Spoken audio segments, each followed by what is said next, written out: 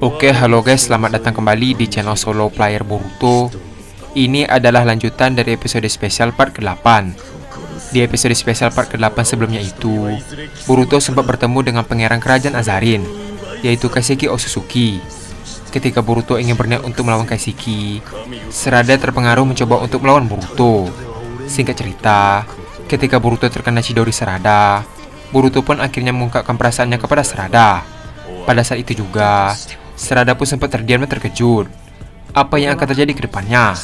Nah, sebelum kita mulai pembahasannya, mari kita putar dulu intronya. Shinobi no jidai wa owaru.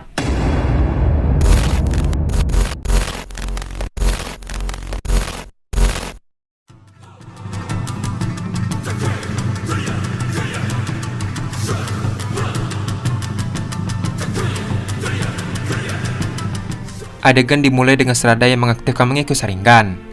Setelah itu, Sarada langsung menciptakan medan tekanan psikologis hingga membuat Boruto terdorong sampai lututnya menyentuh lantai. Terlihat, Sarada pun semakin marah dan berkata, "Kenapa kau datang? Kenapa kau mengganggu hidupku?" Mendengar hal itu, Boruto pun hanya diam dan mulai berdiri kembali. Dengan mata Jogan yang semakin bersinar dan suara yang semakin berat, Boruto berkata, "Aku tidak peduli siapa kau sekarang. Sarada yang aku kenal tidak akan pernah mengatakan hal itu." Tak lama setelah mengatakan hal tersebut, Sarada pun menggunakan Chidori dan menyerang Boruto. Namun, Boruto tampaknya tidak menghindar dan sengaja menerima serangan tersebut. Terlihat, serangan itu mulai menembus tubuhnya.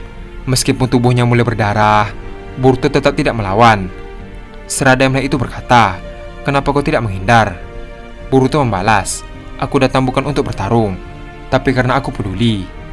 Mendengar hal itu, Sarada pun berhenti. Di saat yang bersamaan, matanya mulai bergetar. Boruto melanjutkan perkataannya, "Kau tidak tahu betapa hancurnya aku waktu kehilangan semua orang. Tapi, aku tetap hidup, karena aku percaya kau masih ada di sana." Sambil menyentuh wajah Sarada, Boruto berkata, "Aku ingin kau menjadi pendamping hidupku, Sarada." Setelah mengatakan hal tersebut, tiba-tiba tubuh Sarada bergetar. Energi ungu di matanya mulai pecah seperti kaca. Terlihat, Sarada pun jatuh ke pelukan Boruto dan mulai menangis. Sarada berkata, "Boruto, aku mendengar suaramu selama ini." Terlihat, Boruto pun berusaha menenangkan Sarada dengan berkata, "Sudahlah Sarada, sekarang kau sudah aman." Di sisi lain, Kaseki yang menyaksikan itu dari singgasananya mulai terlihat marah. Terlihat, tangannya mulai menggenggam pegangan singgasana hingga retak. Kaseki berkata, "Jadi ini kekuatan emosi manusia, menjijikan." Tak lama setelah itu, aura ungu mengelilingi tubuhnya. Terlihat, tubuhnya mulai berubah dengan tanduk yang semakin panjang. Dan juga, matanya berubah menjadi bentuk segitiga dengan lingkaran dalamnya. Di tempat lain, Himawari dan Tsuchikage menemukan tabung aneh yang tiba-tiba terbuka. Dari dalamnya keluar sesosok makhluk kecil setengah Otsutsuki dengan mata Byakugan. Makhluk kecil itu berkata, "Zaman kehancuran telah tiba." Adegan pun beralih dengan memperlihatkan kerajaan Azarin pada malam hari.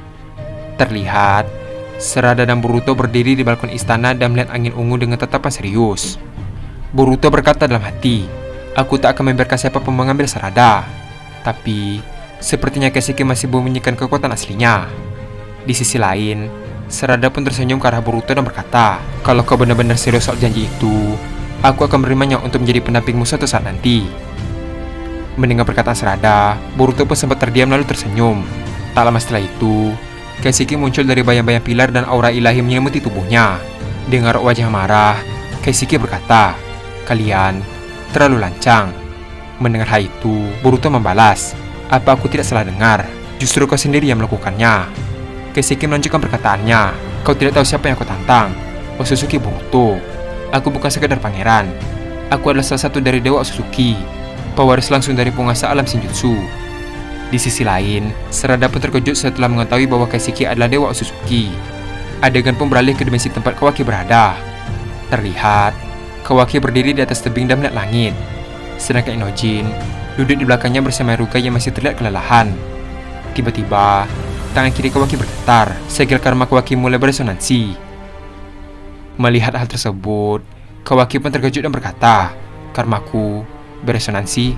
Di sisi lain, Inojin dan Ryuga yang mendengar itu segera berdiri dan menghampiri Kawaki sambil berkata, "Apa yang terjadi Kawaki?" Kawaki membalas, sehingga karmaku beresonansi. Inoji kembali membalas, resonansi? Apakah ini ada hubungannya dengan Boruto? Dengar wajah bingung, Kawaki melanjutkan perkataannya. Aku tidak yakin, tapi ini persis seperti aku berada di dekat Boruto. Mungkin saat ini, dia sedang bertarung dengan seseorang. Di sisi lain, Ryuga pun mendengar dengan seksama. Tak lama setelah itu, Ryuga berkata kalau karmamu bereaksi itu bukan sebuah kebetulan. Artinya, Boruto masih hidup, dan ini adalah sebuah sinyal. Kawaki membalas, tapi walaupun begitu, kita tidak bisa menemukan keberadaan Boruto. Aku tidak mempunyai koordinat yang pasti tentangnya. Ryuga melanjutkan perkataannya, jangan khawatir soal itu. Aku punya sebuah alat yang bisa menemukan koordinat Boruto melalui resonansi karmamu. Mendengar hal itu, Inojin dan Kawaki pun terkejut. Inojin dengan wajah senang berkata, benarkah? Itu berarti kita bisa bersama lagi. Di sisi lain, Kawaki pun mengepalkan tangan sambil berkata, kalau begitu, kita akan cari dia. Tidak peduli harus berapa dimensi yang harus kita lewati. Sementara itu, di area planet tersebut, ada sebuah istana besar yang berdiri kokoh di puncak bukit. Di dalamnya, seorang dewa Suzuki sedang melihat Kawaki. Namanya adalah Harashiki. Harashiki berkata, makhluk asing dengan karma. Dia bukan dari planet ini. Aku harus melakukan tindakan sesuatu. Dia adalah ancaman yang tidak bisa dibiarkan. Adegan pun beralih ke dimensi Skada dan Himawari berada. Terlihat, makhluk setengah Otsutsuki pun keluar dari tabung tersebut. Makhluk setengah Otsutsuki itu berkata, zaman kehancuran telah tiba kembali. Satu persatu dimensi akan runtuh, seperti dahulu kala. Mendengar hal itu, Himawari terkejut membalas, apa maksudmu? Siapa kau sebenarnya? Makhluk itu membalas, aku adalah sisa kehendak dari zaman sebelum cakra dikenal. Aku diciptakan sebagai penjaga keseimbangan, namun dunia ini telah miring terlalu jauh. Di sisi lain, Skada berkata, apa yang sebenarnya terjadi? Kenapa semua ini mulai kacau? Makhluk itu membalas, kaum Otsutsuki tertinggi sedang bergerak. Bukan hanya satu, tapi seluruh dewan kerajaan. Mereka mengincar keseimbangan dimensi yang tersisa. Anak bernama Boruto telah menjadi pengganggu bagi mereka. Skada membalas, Boruto? Apa hubungannya? Makhluk itu melanjutkan perkataannya, Boruto dan kawan-kawannya adalah percikan api terakhir, tapi kekuatan itu bisa menyelamatkan atau menghancurkan seluruh dimensi jika tak diarahkan. Mendengar hal itu, Himawari berkata, kalau begitu, katakan cara kami bisa bertahan dan menemui yang lain.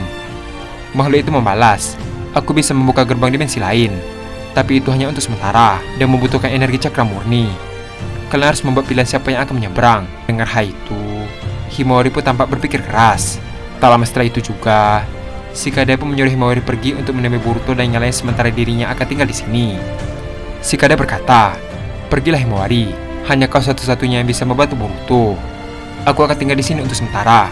Mendengar perkataan Skada, Himawari membalas. Mendengar perkataan Skada, Himawari membalas, tapi bagaimana dengan Kak Skada? Skada melanjutkan perkataannya, tidak perlu khawatir, aku baik-baik saja di sini. Tak lama setelah itu, makhluk itu berkata, ingat, kalian hanya bisa menyeberang satu kali. Setelah itu gerbang akan tertutup. Terlihat, makhluk itu langsung membentangkan tangan dan menciptakan pusaran dimensi secara perlahan. Adegan pun beralih ke dimensi gelap tempat keberadaan Naruto dan Sasuke. Di sana, diperlihatkan Naruto dan Sasuke sedang berjalan di area penuh reruntuhan kuno yang terbang melayang di udara. Sambil mengusap keningnya, Naruto berkata, kita sudah keliling tempat ini hampir setengah hari, tapi tetap tidak menemukan petunjuk. Di sisi lain, Sasuke melihat ke langit kosong yang berkedip seperti glitch dimensi. Melihat hal itu, Sasuke membalas, aneh, ini bukan dimensi biasa, rasanya seperti dibuat untuk menjebak kita. Tak lama setelah itu, Naruto pun melihat Shinkoji dari balik reruntuhan. Terlihat, Koji langsung menghampiri mereka dan berkata, kalian tampaknya masih bisa berdiri. Itu kabar baik. Sasuke membalas, bagaimana kau bisa sampai ke sini? Koji melanjutkan perkataannya, sebenarnya aku juga terlempar ke dimensi ini. Dengan teknik Jigoku, aku bisa melacak kalian. Di sisi lain, Naruto berkata, tapi kita tidak bisa keluar dari dimensi ini. Koji membalas, siapa bilang kita tidak bisa keluar? Mendengar hal itu, Naruto dan Sasuke pun terkejut. Koji melanjutkan perkataannya, aku mempunyai kata di jubah Boruto. Kita bisa ke sana dengan jutsu skill pembalik. Mendengar jutsu skill pembalik, Naruto pun sedikit familiar dengan nama tersebut. Naruto berkata, skill pembalik? Tunggu sebentar, jutsu itu kan... Namun, Koji langsung memotong perkataan Naruto dengan berkata, nanti saja aku jelaskan. Sekarang, Boruto dan Sarada sedang dalam bahaya. Mendengar nama Boruto, Naruto berkata, Boruto, apa yang terjadi padanya? Koji membalas, dia masih berdiri, tapi tidak dalam keadaan baik. Luka dari pertarungan terakhir belum sembuh. Sekarang, dia bersama Sarada dan berhadapan langsung dengan Kaiseki. Sasuke membalas, Kaiseki, siapa dia? Koji kembali berkata, dia adalah pangeran Otsutsuki dari kerajaan Azarin. Dia bukan hanya sekedar pangeran, dia adalah salah satu dari dewa Otsutsuki. Dan kelihatannya, dia menyimpan rencana besar terhadap Sarada. Naruto membalas, kalau begitu, kita harus cepat ke sana. Adegan pun beralih ke Boruto yang masih berdiri tertatih. Terlihat, tubuhnya masih berlumur luka bekas pertarungan sebelumnya. Dan juga, tangan kirinya menekan bagian perut yang mengeluarkan darah. Tapi juga di mata kanannya tetap menyala tajam. Di hadapannya, Kaiseki berdiri dengan tatapan yang serius. Kaiseki berkata, lihatlah dirimu. Kau bahkan tidak bisa berdiri dengan benar. Sekarang, kau masih beraninya menatap seperti itu? Di sisi lain, Boruto menatap Kaiseki dengan tajam dan mulai berjalan perlahan ke arahnya. Boruto berkata, aku tidak peduli seberapa parah lukaku. Selama masih bisa berdiri, aku akan menghancurkanmu. Tak lama setelah itu, Sarada pun menghampiri Boruto dan meraih bahunya dan menahannya. Sarada dengan wajah panik berkata, berhenti Boruto. Kau bahkan tidak bisa berdiri. Boruto membalas, aku harus melawannya. Mendengar hal itu, Sarada langsung menarik tubuh Boruto dan membiarkannya bersandar. Sarada berkata, pikirkan dirimu Boruto. Kau jangan terlalu memaksakan diri. Biarkan aku yang menghadapinya. Jangan Sarada, terlalu berbahaya. Adegan pun beralih ke Kawaki yang baru saja tiba di atas reruntuhan bangunan tua dengan ditemani Ryuga dan Enojin. Terlihat, mereka melihat proyeksi holografik dari alat peninggalan kuno milik Ryugai. Terlihat, alat itu memancarkan titik cahaya yang terus berdenyut. Ryuga berkata, ini dia, sinyalnya telah stabil.